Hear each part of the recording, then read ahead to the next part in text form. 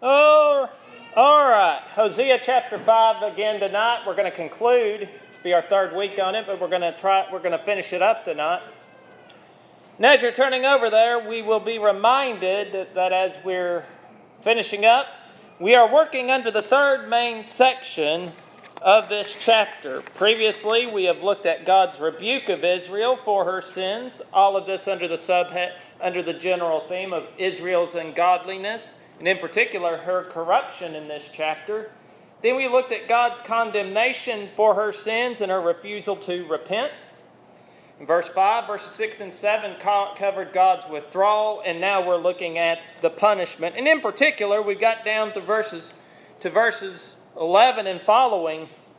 I think we finished verse 11 last week, and as it looked at Israel's refusal to follow God and to walk after the commandment, that being the commandment of men. And as I went back and studied this, it is possible, and again, not suggesting that it is factual, it is possible that this here has reference to Jeroboam's command for Israel to worship the golden calves at Dan and Bethel, as we have previously studied about in sermons and in that great text in 1 Kings 12. And if so, they weren't forced to worship these idols, but rather they willingly went after the commandment of Jeroboam and continued in their idolatry until the time that God pronounced judgment on them. And certainly the Bible warns us today about not following after the commandments or the doctrines of men. And you have the passages on your outline. And so we come now to verse number 12. And if someone would, let's start tonight by reading this verse. And I think we read these two verses at the tail end of class last week as we covered verse 11. But let's begin tonight by reading verse number 12 as we look here at God's denunciation of Israel, and for that matter, Judah as well.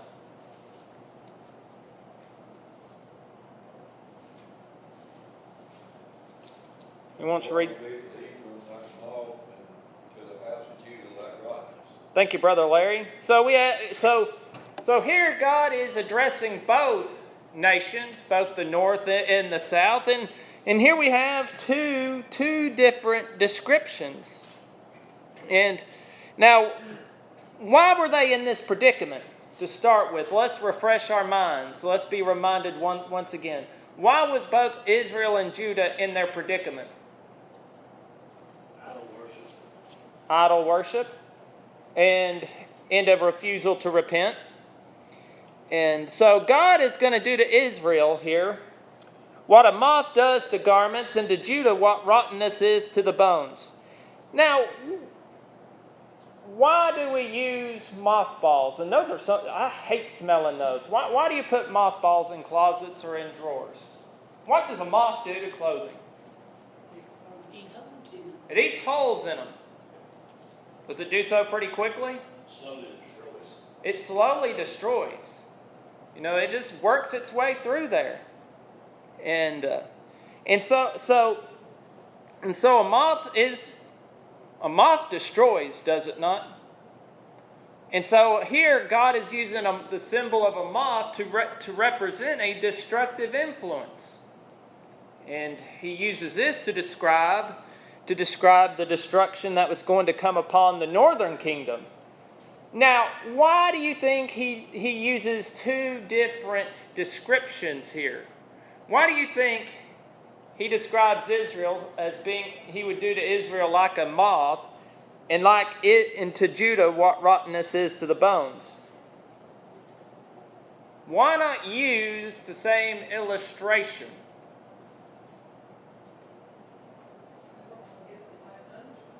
What's that? They weren't going to get the same punishment. That's a good explanation, Sister Dusty. Still, both of them slowly destroys you. That's exactly right. Both slowly destroys, and they work slowly but surely, and they destroy. And certainly, they both would be consumed in God's wrath. But again, there would be a remnant that would return to the south. That would return to Jerusalem and rebuild the city after, that would be a faithful remnant. However, the northern kingdom would be wiped completely off the map due to her sins. Now, verses 13 through 15, we're going to spend the remainder of our time here. Now, here's really where a lot of their problems come in, and because here you're going to see them Here the God through the prophet speaks of some foolish decisions that the political leaders make by making some unwise alliances. And that's the point and that's what we see here in verses 13 through 15. If someone would, let's read these 3 verses.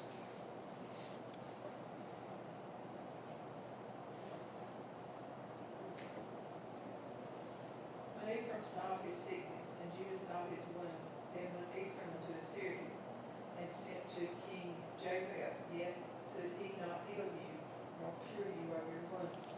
For I will be unto Ephraim as a lion, and as a young lion to the house of Judah. Even I, will tear and go away. I will take away, and none shall rescue him. I will go and return to my place until they acknowledge their offense and seek my face. In their affliction they will seek me early. All right, thank you, Sister Dusty. Now, verse 13, we have the problem. Now, throughout the Scriptures, how is sin described? As a sickness, exactly right. And remember what Christ told those unbelieving Pharisees, they that behold need not what? But they who are what? Sick. And so, we often refer to Christ as being the great physician, and that's correct, is it not? Because Christ is the one who heals our soul of that disease known as sin.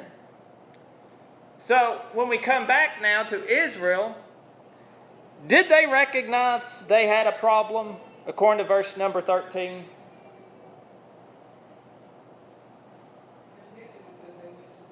Yeah, exactly right. They saw their sickness. And Judah saw his wound.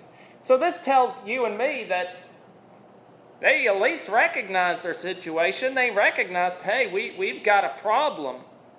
And they knew it was a serious one. And certainly I would suggest that the terms here are also metaphorically describing the spiritual mess as well as the political mess that the nations found themselves in.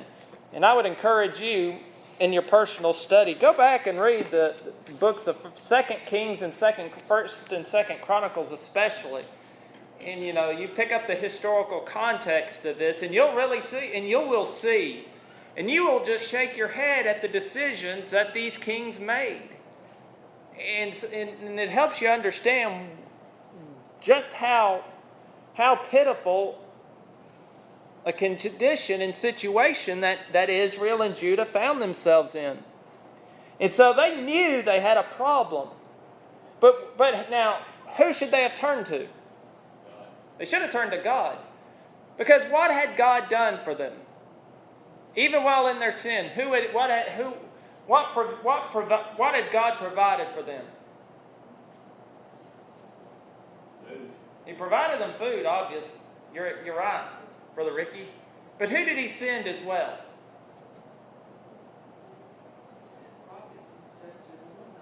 Prophet after prophet after prophet to try to turn their hearts back to him. But what did they? But again, as we affirm and as we continue, what did they do at the preaching of the prophets? They ignored it, or they rejected it. They outright rejected it. And so, instead of turning to God, they went and made foolish alliances. Look at this. They went to the Assyrians for a political solution to a spiritual problem. Is it possible that men today turn to outside help for their problems when in reality the problem that they have is sin? What are some of the wrong sources that men turn to try to solve their sin problem?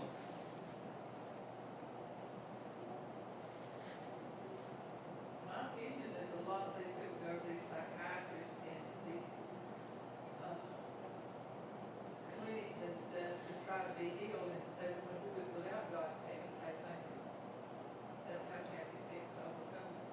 Yeah, you're exactly right, Sister Dusty.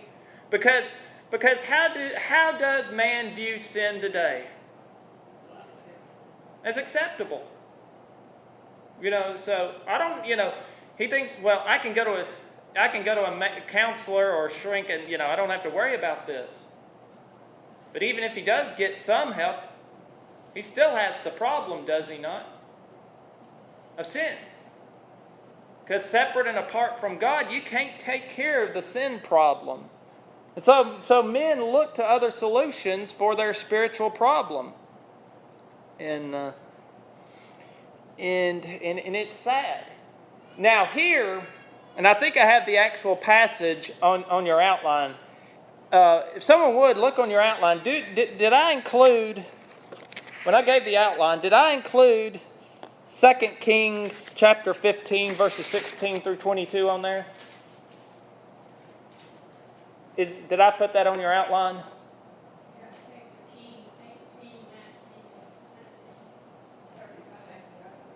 Yeah, that's for verse 8.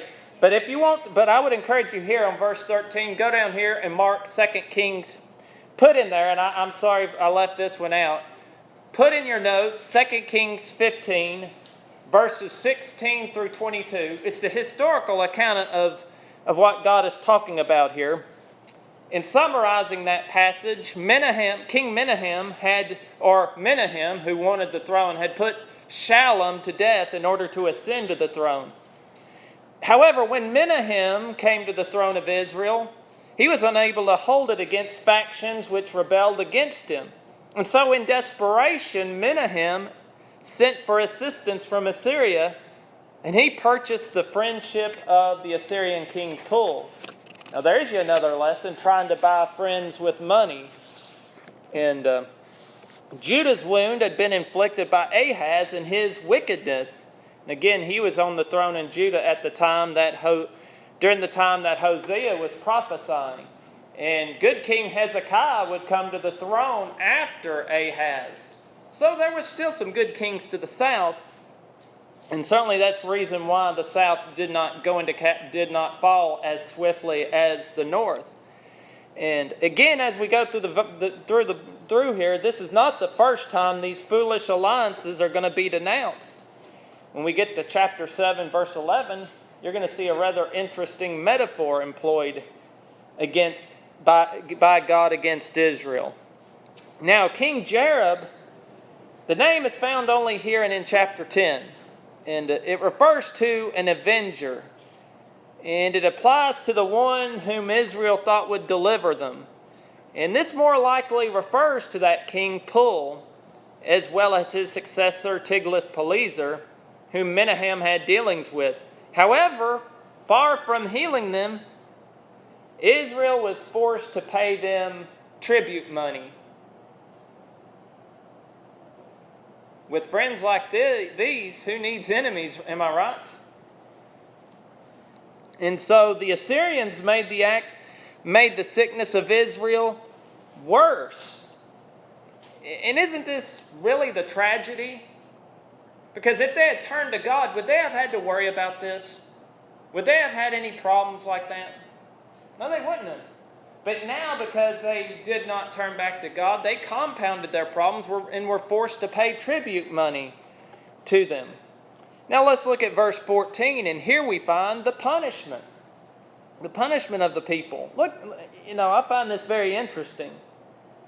God tells Israel, and he tells Judah, I'm going to be unto you, Israel, as a lion. And to you, Judah, I'm going to be as a young lion. I find that interesting, do you not? He's using the same metaphor, the description of a lion to describe the punishment. But yet with Judah, he says, I'm going to be unto you a young lion. What's the difference?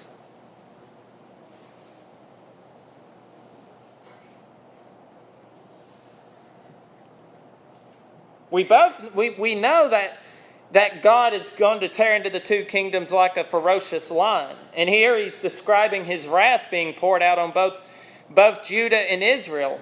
like a lion ruthlessly tearing into his prey in preparation for eating it.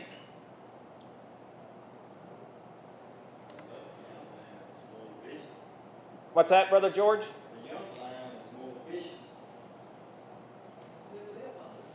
They live longer, and the young lion is more vicious. But wouldn't that be more, if that's the case, wouldn't that have been more appropriate to apply it to the northern kingdom? He said he was going to tear into Israel like a lion, into Judah like a young lion.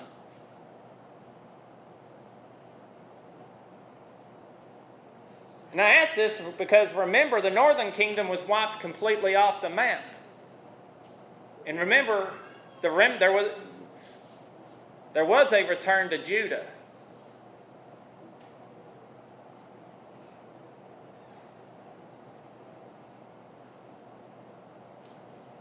Perhaps I'm overthinking things here. Perhaps, it could be. I just find that interesting. And but no matter what, I think it's important to note the personal pronoun I here. Who is saying this? That's God.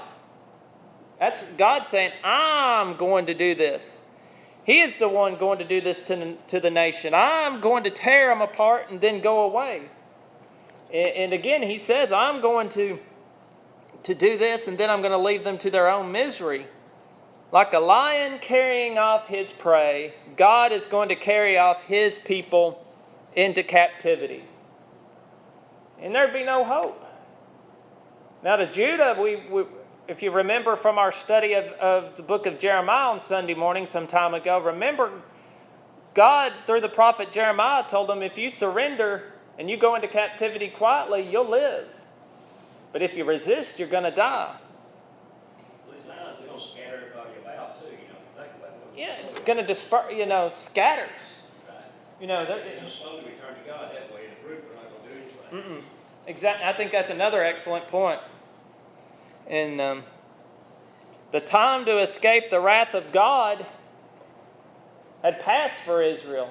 Now again, remember, Judah still has the time and the opportunity to repent at this point.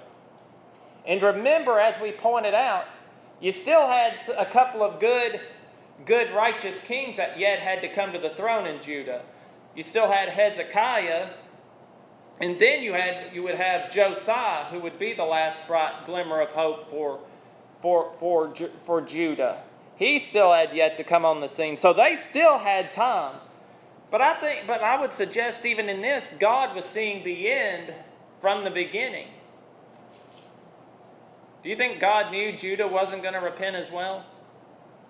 God knows everything. He knows everything. But we also understand, just because God knows it, it doesn't equal causation. Could Judah have chosen to repent? Absolutely. Israel could have chosen to repent. But they chose not to. Well, at this point in time, he was through with them. He wasn't going to give them another opportunity. Wasn't going to give Israel another opportunity. He was still going to give Judah opportunities. And that's the difference. Israel had squandered her opportunities.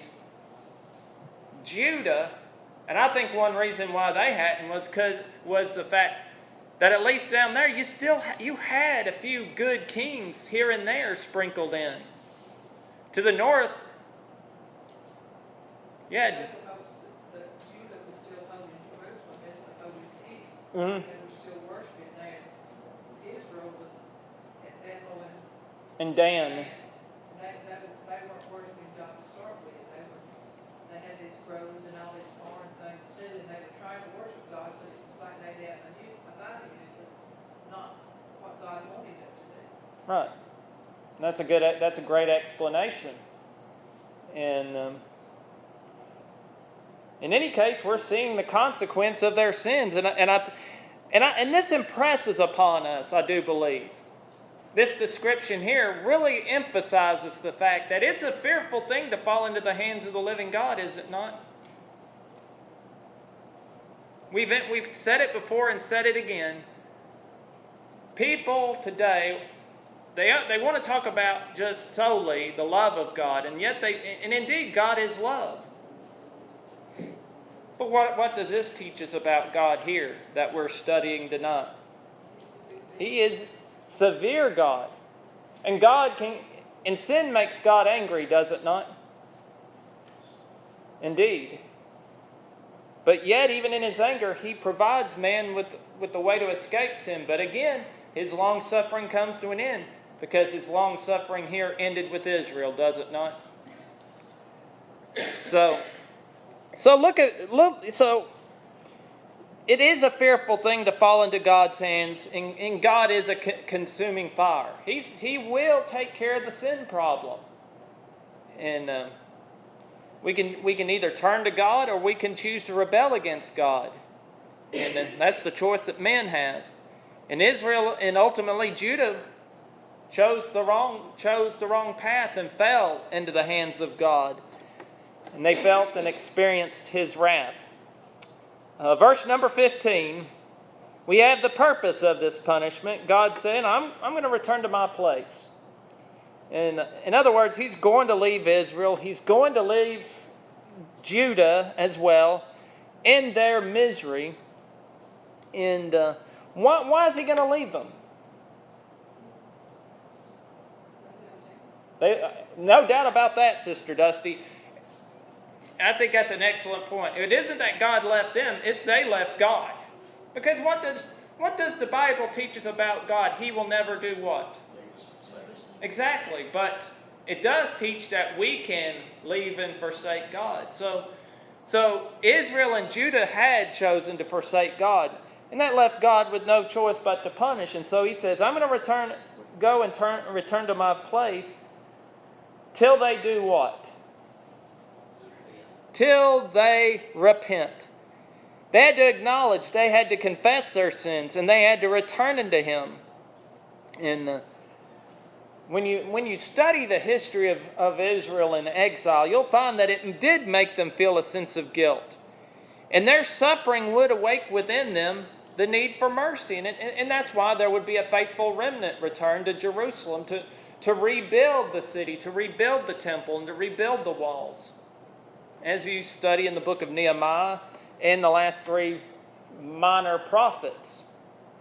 And isn't that what sin should cause within mankind today? Shouldn't it cause a sense of guilt? Yeah, like this where it said, it didn't take them long, they should see me early, it didn't take them long after we got carried away. Mm-hmm. To decide they needed to do better. And chapter 6 is going to pull on this as well. And in a sense, it's going to deal with some of their insincerity. But certainly it's going to deal with the fact that they know they need to return to God. And the chapter division is rather unfortunate, because really chapter 6 verse 1 continues on with this thought. It's going to continue on with this same line of what God is talking about here. And they're going to say, come and let us return unto the Lord. And for he hath torn. And again, that's dealing with the lion analogy, is it not? A lion tears. And they're going to see that it was God who tore them, are they not? I think you think about verse 15, where we have to earnestly seek him. Yeah. That's what Earnestly seek it's him. all about right there. Indeed. And we seek him when we come to recognize the true nature of sin. We're longing for him, we just desire him. And isn't that why, and again, well, we're sort of chasing rabbits now, and, but isn't that the reason why so many feel they don't need God today, or they don't respond to the gospel, is because they don't have a sense of guilt for sin, or don't want to acknowledge sin? Got it made too easy, that's what's wrong with it. Got it made too easy. No hard times, what they. Mm-hmm. And we live a life of ease and luxury. And again, you look into history. Look at the time when the Lord's Church was the fastest growing institution in all of religion. Name any religious group. 20s, 30s, 40s, 50s, 60s. In the 50s and 60s, I read a statistic somewhere that the Lord's Church grew by over 500%. That's amazing, is it not? Now, why would it grow so much then? What were some of the factors that enabled the church to grow? So many of the men were coming back from wars, they had had some hard times. Hard time, they wanted hope, I would suggest. That's what most people stick God in their hard times. Mm-hmm. Times are bad. They'd be afraid of what happened to them if they did. There you go, Sister Rosemary. And you think about what we enjoy today. And people saying they don't need God. Look back at that time. People would walk miles on foot to hear the gospel preached, would they not? Am I getting that correct, Sister Dusty? I mean, that was our entertainment when I was growing up, was we went to gospel meetings and they lasted 10 days or 2 weeks. And you went to gospel meetings and that's where your friends were and Yeah. you'd spend the night with each other. There you go. Places. And you'd go back and they'd have youth things at somebody's house. We'd have mini roast and stuff like that at people's houses because that was the entertainment we had at that time. Mhm. We didn't have all these worldly things to be out in. And it was. Hadn't taken the praise that it has today. I can remember we had a preacher one time, he wanted to play baseball. And he came home and he told his daddy they had a baseball game on Wednesday night. His daddy didn't say anything. He picked up the phone and called the coach and says, Robbie won't be here. Won't be there on Wednesday night. And said, no, they never had practice or play ball games on Wednesday night or Sundays. Right. When I was growing up. You had a respect for those days that were set aside to work. Mm-hmm. But nowadays, you look at it. You got games Sunday morning, Wednesday night, everything, and it's little wonder with all the worldly distractions. And that's an excellent perspective. Less distractions and made it more easy. People were focused on what was truly important.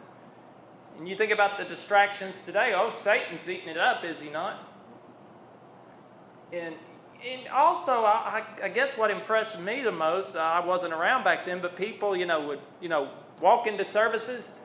You didn't have air-conditioned buildings back then, I would suggest. And you probably didn't have cushioned pews. Am I correct in that? Didn't have the cushioned pews. We had to over that. Well, there you go. They were uncovered. And wooden benches with slats in them. Yeah. No. But people had a respect for the word. People had a respect, and they truly hungered and thirsted after righteousness. And back then you had men that would go to church. Today you don't have men that will go to church. Mm-hmm. You had nearly as many men, and the people went as a family, and the men went. A lot of them, if they weren't members of the church, they still came to church. Mm-hmm. And now they are still to get there. Yeah. And again, as we've noted, in regards to that, it starts in the home, men failing in their responsibilities. Mamas were at home and And so, times have changed, but not for the better, unfortunately. And I think that's important. We talk about that for a moment because people don't recognize their need for the Word of God and for God today, like they did back then.